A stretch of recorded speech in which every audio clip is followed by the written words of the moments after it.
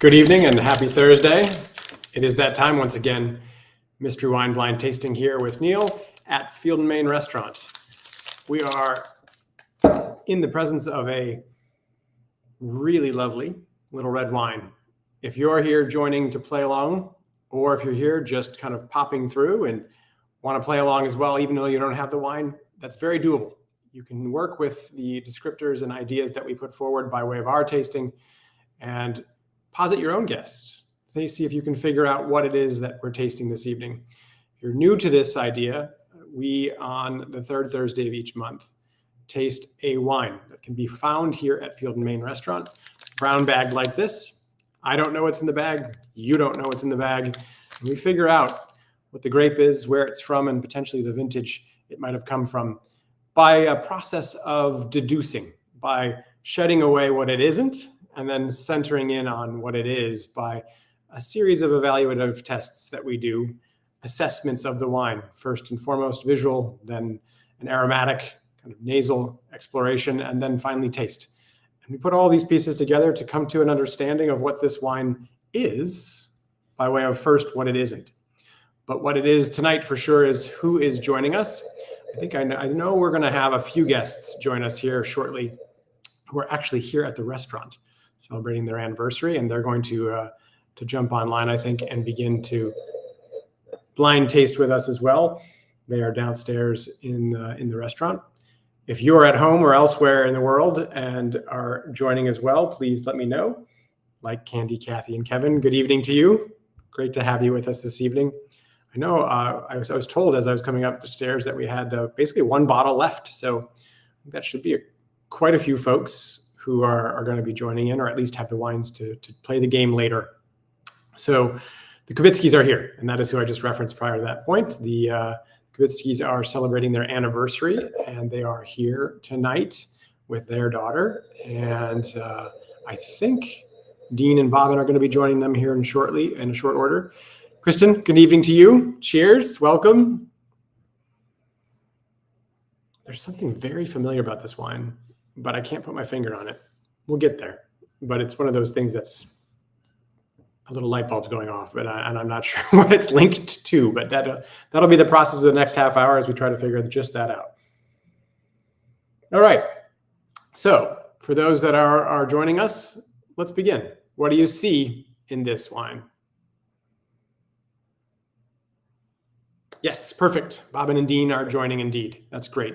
It's wonderful to have you here this evening, and I mean here. So here at the restaurant, tasting with the Kubitskys. What I have mentioned this before in the past, and I'm going to mention it again, certainly, that I was talking to a reporter recently, and we were talking about the mystery wine blind tasting, and essentially one of the questions was essentially that what was it about that was meaningful to you? And for sure, the first response to that question is that this whole thing grew out of COVID and a desire to continue to have a connection with people such as yourselves through wine. And the more important benefit to this has become, because that continues to maintain the importance of the connection with wine via this medium is still very meaningful to me. But the greater importance to this is that connections have been made between each of you with each other in ways that I didn't anticipate, and then in ways that have been very enriching for me to watch and observe, and for ways that would find, two separate entities now joined at the same tasting table with these wines. And folks have brought these wines and this experience to many people around the country and even further afield. And so that's just very rewarding. So on that score, I cheers to all of you and thank you for making this much more than I expected it to be. Let's get back to the wine. As Sarah's noting, a nice medium garnet color. Kristen, yep, a little tawny around the edge. I think that's right. Yeah, there is a little bit of an advanced kind of hue to it. Dare I say sort of an old worldy kind of profile. A little bit of an aged element maybe is there in that tawny note. The color isn't like vibrant purple, right? Or really ruby red. It is a little bit dusty. It's like a little hazy, but the opacity of the wine isn't hazy per se, but the color is, and that's kind of neat. So when you give it a swirl, we're looking, of course, for the external rim, the edge that you create when you make the wine swirl in the glass. And then what happens as it falls from that point? Does it sheet down fast? Does it go slow? Does it form tiers that then hold their form as legs? Where are we at with respect to the profile of this wine? And what does that tell us, right? These are beginning to form these tiers, and they're moving with relative speed. They're consistently moving down. They're not crawling like honey or maple syrup might do in a glass, right? So they're not super viscous. They're also not like sheeting like water would, right? Or streaming down immediately and leaving no real presence.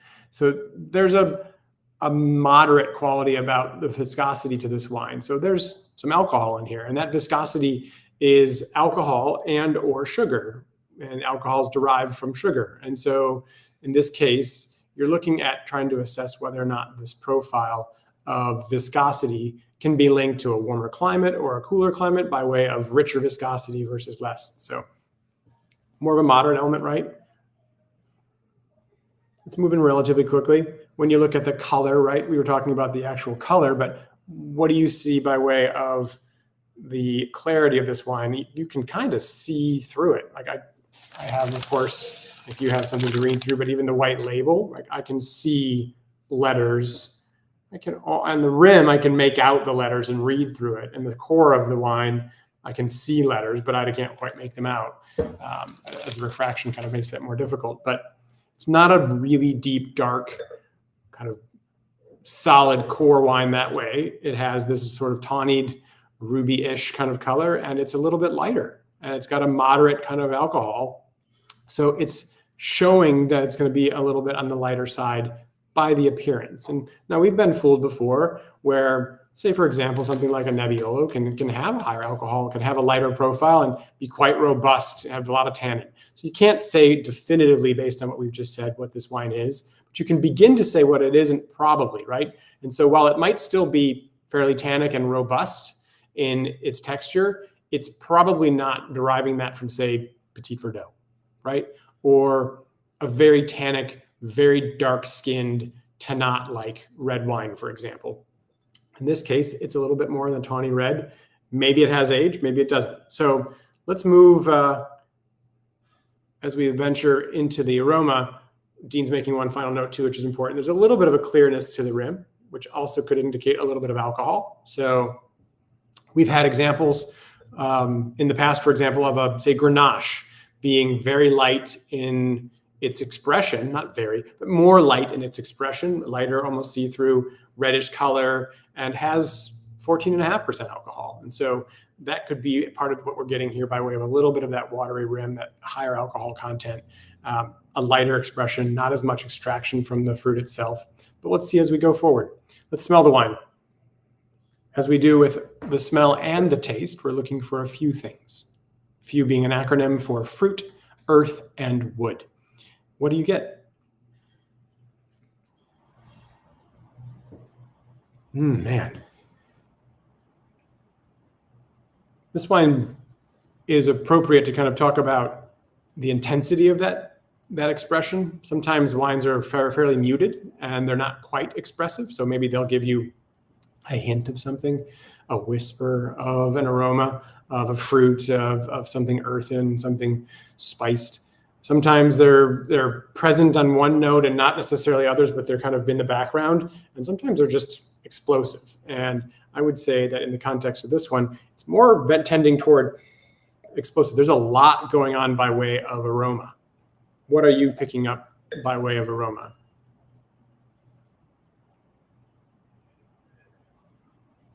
There's a fruit and an earth note here.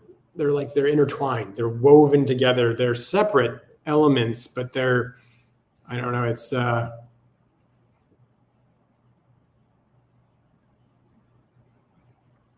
fresh fruit braising in a very meaty sauce. It's cough drops in sweat socks. It's herbs that have been crushed or beaten by raw meat. There's all kinds of really fascinating aroma. There's toasted notes, bread. There's like the crust of bread, floral elements, and pepper per bobbin. Yes, I agree.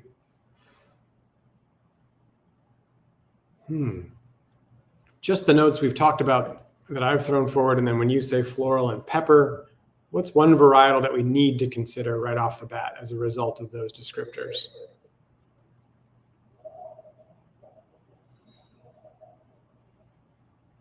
Man. One varietal that would match, or a series of varietals that we might consider, right? For sure, Syrah, with that peppery note. I think there's a quality maybe too that we could consider. I think Mencia is jumping out at me a touch. The Spanish varietal that you'd find in Bierzo, kind of in the northwestern part of Spain. But by way of our description, by way of the color and the intensity, we're in the more Pinot Noir side of the world than we are in the Tannat kind of Petit Verdot side of the world. So Sangiovese could be in there. Pinot could be in there too. I mean, Gamay generally. We've had Saint Laurent, Zweigelt. We've had Corvina blends, sort of Valpolicella. We've had, iterations we've just tried recently in the past several weeks, month or so now, I guess, the Mission grape, or País, a grape that you find in Chile, and now you also, of course, found in California. It's also known as Listan Negra. So interesting varietals that have lighter skin contact, could be sort of a Rosso as opposed to sort of an elevated production. So like a Rosso de Montalcino, like where you're going to get Sangiovese, but it's going to have a little lighter expression. The profile here, there's a range of possibilities, but as Bobbin points out too, it's likely not. So we're trying to pinpoint here, as I was trying to poke at what varietals would meet some of the descriptors we've already put out there. It's also helpful to say what it is not. And it is not Cabernet Sauvignon, right? I would be pretty confident, or I'd be very surprised to find this being Cabernet. And Pinotage is another option for sure, Sarah. I agree with that call. It's very good. So from the fruit side, what are you picking up? We got floral and pepper. So there's notes of that. Any other particular fruits? Any particular earth notes? Any woody notes? When I say wood, of course, that toasty note, that spice. You pick up on anything there?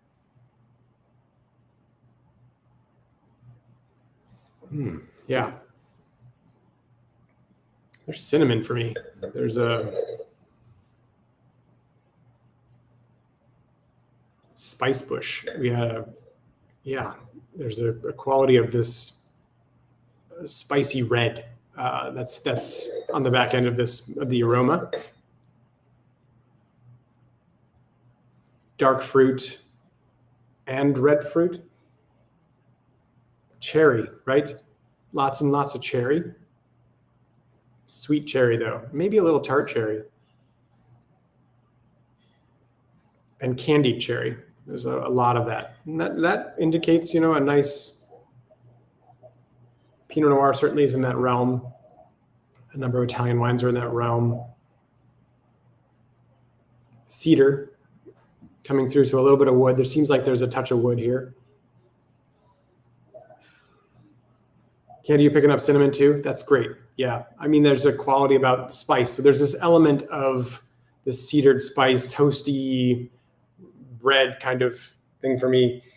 I think there's some wood here. And so that's helping us to build this profile. And it's a wine that has maybe a little bit of color because of its age in oak, or because of its age in bottle after oak usage or deployment. And it has more of this floral, peppery, meaty kind of note. It has some cherry notes. Johnny, I love the note there that you smell Italy, right? We've talked about this before, and it's something we continue to try to codify more specifically, but that there's an indication of a place in the nose and the aroma, and certainly as we taste the wine too, that sings of a particular country as opposed to another. And so we get tied up sometimes in the southern part of France as it ventures into Spain, Italy sort of seems to stand mostly on its own. Sometimes it's more northern Italian more than southern, and southern Italy can kind of mess with us in Spain and southern France. There's a quality, though, that this has about it that is Italian. And not somehow. There's an element. Plum, picking up plum, good. Not necessarily like I don't know, there's a quality about that wood that is prominent in a way that I don't know that this is necessarily fully Italian, but let's get there. Let's taste the wine and see. Touch of mint and herbal, that oftentimes for me is an indicator maybe we're in Australia or potentially South Africa, but Australia more than anything. Spanish earthiness, I think based on the nose alone, there's an indication here that we should consider Spain and we should consider Italy. And there's probably more options to consider too, but for sure I'm more comfortable right there too. But we'll see. Maybe there's something about the palate that will tell us more. So let's taste the wine.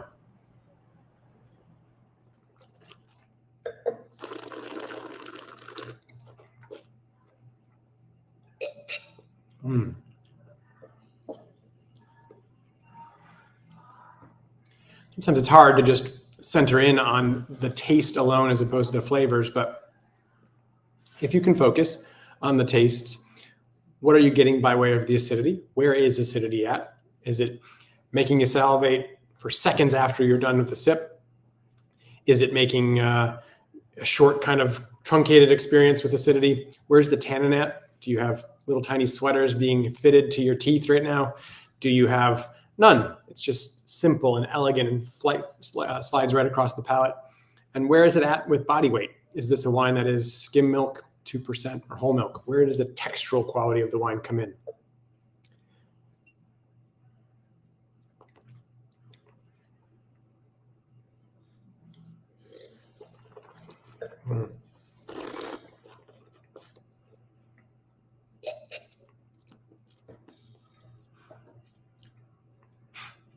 Yep.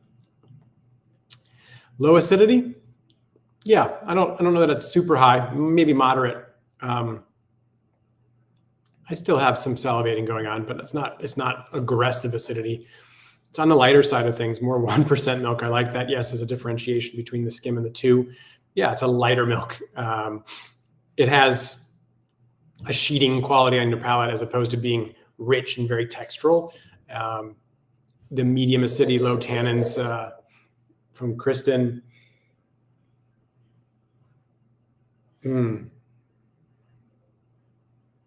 Yeah. Light to medium bodied, right? Light to medium or low to medium acidity. Pretty low tannins, right? I'm not getting, I don't have certainly any kind of grippy quality going on there. This might build as we taste more of this, but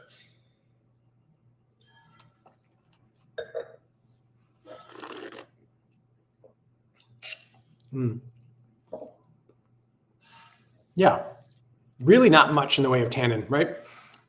It's not a super tannic wine. So this kind of fits with the original viewing of the wine, the observation of the visual.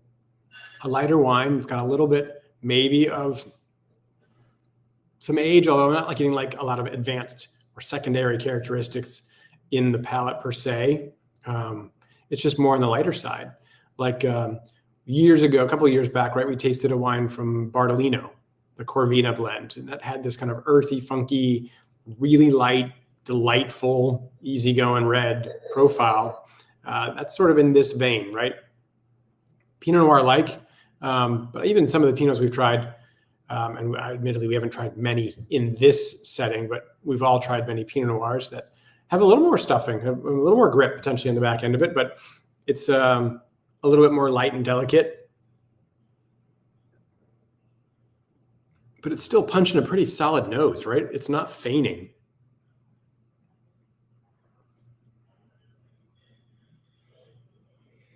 All right. What are you tasting? What are your tasting notes here? We've got the taste profile, but what are the flavor notes? A few things: fruit, earth, and wood. What kind of fruit are you picking up on the palate?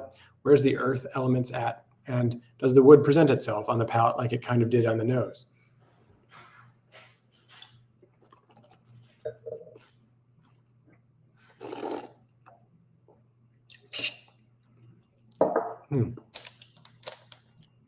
Yeah, a little bit of cherry.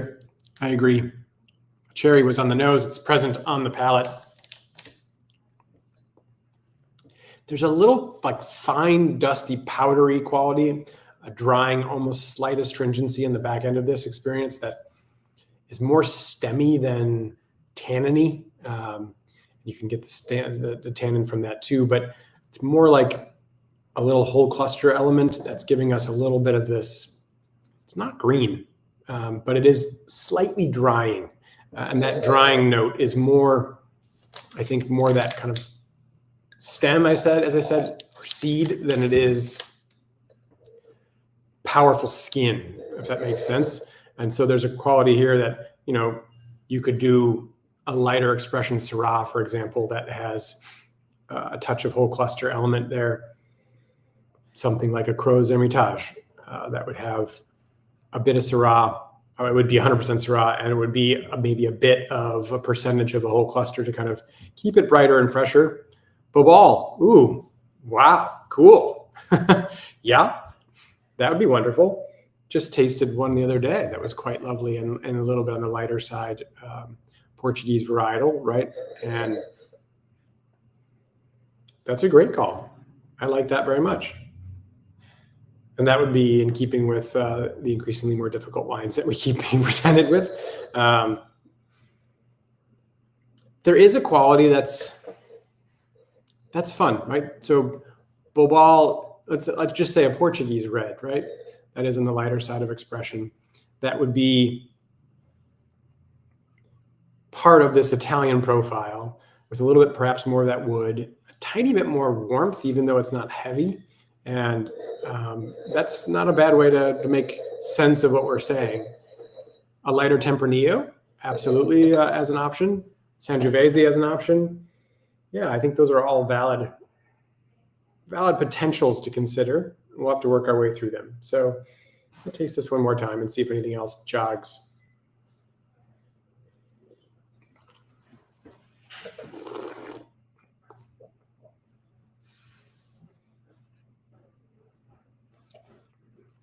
Sometimes it's helpful to taste it, right? And not think about it, but just to see what your palate remembers and what your palate recalls, and can it reference a wine that you've had in the past for you and bring up that memory, drawing from your palate bank, your taste bank, as opposed to a mental process of the deduction. Deduction helps you get to a certain place, and sometimes it can be contributed to by this palate memory.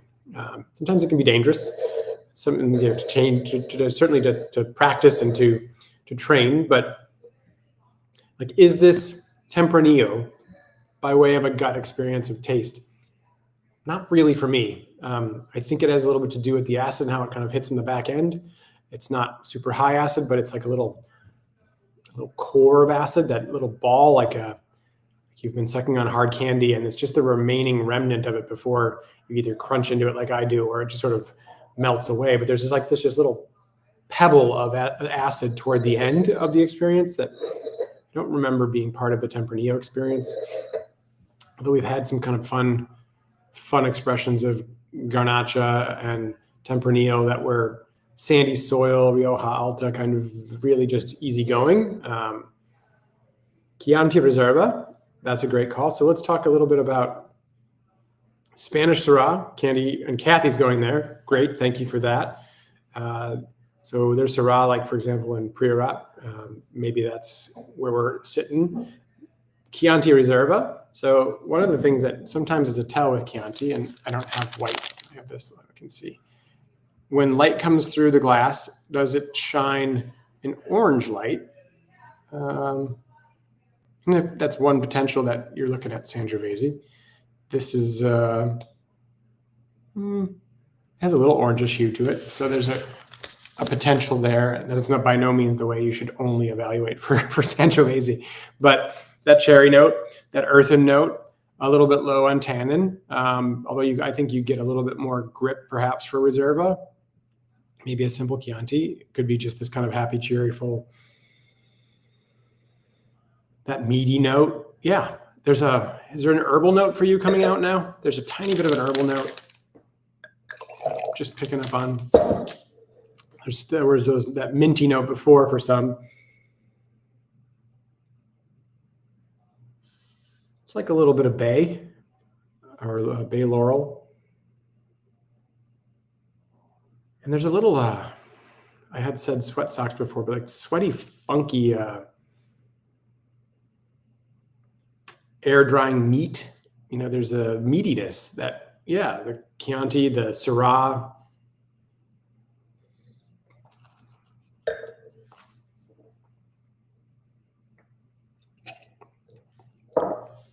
I like the Chianti part of it because of or at least the idea, the thought process for us behind it, because I'm not exactly confident in, say, just this being Syrah from Gros Hermitage, from the Northern Rhone, and it being more Italian. So if it's French and Italian in kind of equal measure, where do I take that? That's part of the question I have, certainly as we taste this particular wine. So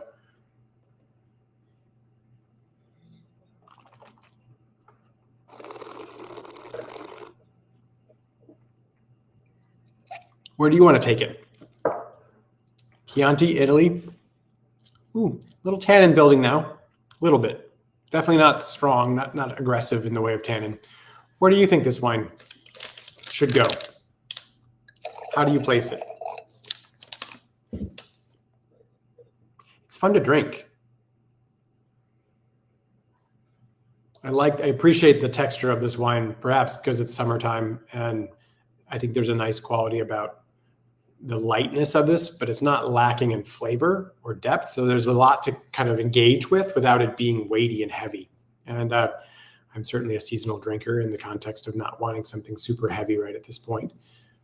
The Cabana crowd, Bobbin and Dean and the Kubitskis out there are saying not Syrah. Okay, so not Syrah, more back toward Italy. Sangiovese. So Chianti, perhaps. A Rosso di Montalcino, perhaps. Something that expresses Sangiovese.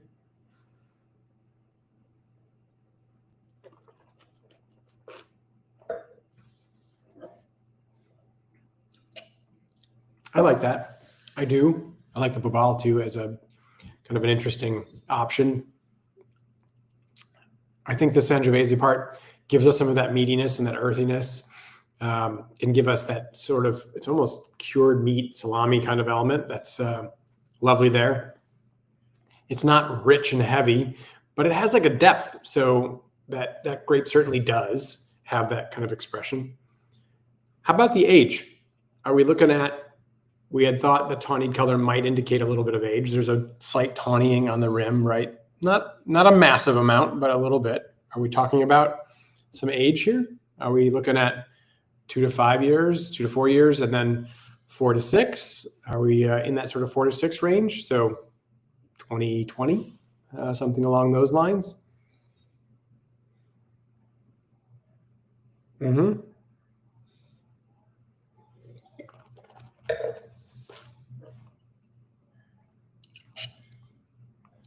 Yeah, 2020, 2021. So 4 to 6 years of age, 4 or 5 years. Yeah, I like that. I'm pretty confident with that. I was really heading more towards Syrah based on the nose and some of those pepper notes and black pepper, that meaty note, the cherry notes. But I think as we taste the wine, and it really does draw you that little pebble of acid and some of the elements we described, I'm more comfortable, I guess, going toward Italy on this. And I think Sangiovese makes some sense. Single varietal? Yeah, I think it's a very good question. There's a lot of dimension and depth on the palate, and, on the nose. On the palate, it's a little bit less so. It's not lacking by any means, but I'm trying to think of a great example of, other than say like Valpolicella, and you could get some lighter Rhone blends perhaps, but I think they'd be a little bit richer, where you find blends that are more light and delicate. And so it's more about that Corvina blend that is an option. And yet I don't know that it has that peppery note, and I don't know that it has some of that meaty note. There's a quality about that I think that's this case, more single varietal like Sangiovese. It might have a little bit of an additive to it. It could have a little bit of Merlot or something else just dropped in, in a small percentage, less than 10% kind of percentage.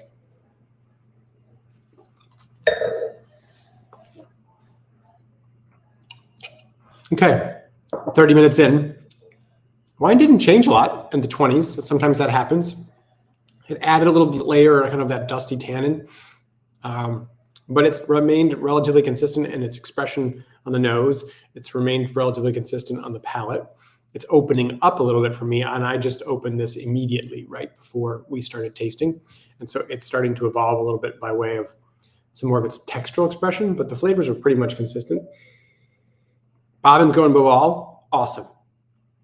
And I'm going to go with where I think we all land. I think I like the call that we're looking at. Chianti, 2021, 2020, 2021, 2022. I think I'm in the four-ish range. Chianti Classico. Dave saying Mataro, very cool. Interesting. Where do you want to go, Dave, with that? Like Mataro from you're going Mataro like Old World, Morvedra Mataro, or are you picking up like some of the Spanish Mataro, or are you thinking about which is Monastrell, right? Or you're going into Australia, for example. That would be. I think I would get richer. I think it would be bigger. Even as I say, it didn't change much. Now it's kind of, there's a black fruit note coming on. Okay. I got to stick with it. I'm sticking with it. Chianti Classic, Chianti, just Chianti. Not a Classico, not a Reserva, just a Chianti that has 4 or so years of age on it from Tuscany. And this is well tied. So let me pick this up. Central Coast. Oh, Dave throwing in a fun one at the end. Good. Okay. So we got Bobal, Sangiovese, Mataro from the Central Coast. Schioppettino. Oh, wow. So this is Friuli. Nice. Fun. Very nice. Schioppettino. Not terribly familiar with this grape varietal. 13% alcohol. This, I haven't had this wine many times. It is Italian. It is northeastern Italy, and we're up in the rolling hills north of Venice in the Friuli Colli. The Colli are the hills, Orientale, and the sort of series of kind of rolling hills that make, in this case, a pretty neat wine that has reference points to Sangiovese, reference points to Italian wine, reference points to a lighter expression of a wine. And that's really cool. That is very neat wine. I haven't had this producer, certainly, and I haven't had this wine. So this is fun. I like it. I want to sit and keep drinking it. So that's a positive for sure. What about you? Do you like this? Is this something that you would find yourself wanting more of, or does it more fit the category of, I'm glad to have tried it, I'm glad to know about it? Oh, that's fun. It's a nice quality of a wine that is similar in a way, right, to Pinot Noir. Kibitsis and I were just having a conversation about this tasting profile, and then you sort of peg it as sort of Pinot Noir-like and then find wines that are adjacent to it. This is another one to add to that list, and presents an option where sometimes Pinot Noir is maybe just about kind of fruit and a little bit of acid, of course, and maybe a tiny bit of tannin.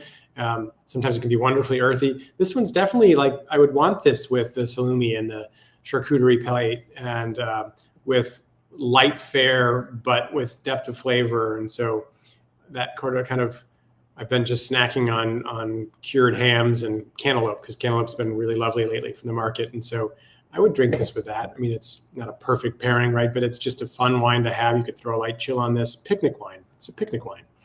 And yes, thank you for drawing attention to the vintage. I didn't note that again, but it's 17. So there is age here.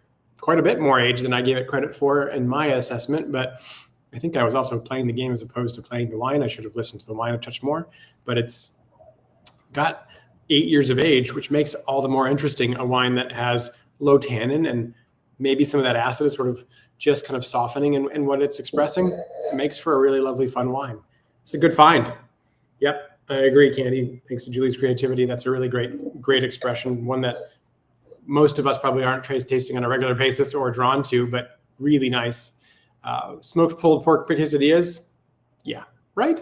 Like a little bit of acidity, I think, and some kind of element of salsa. I'm sure you have the smokiness, melted cheese.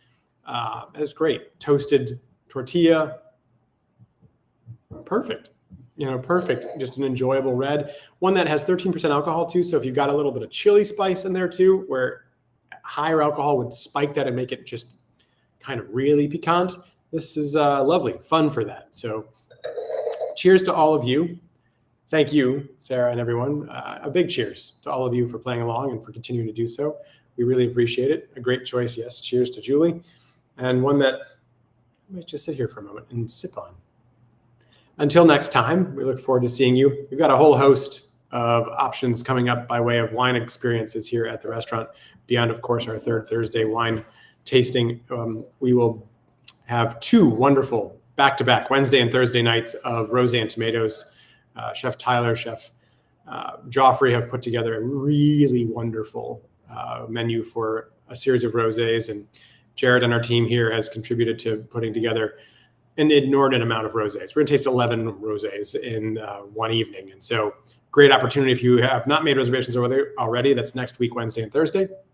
In September, cigars and some wonderful wines from southern France from a producer called Mazamiel, who makes a really fascinating fortified wine called Maury, M-A-U-R-Y. We'll taste some of their still white and red wines, table wines, and then that fortified wine to go with cigars.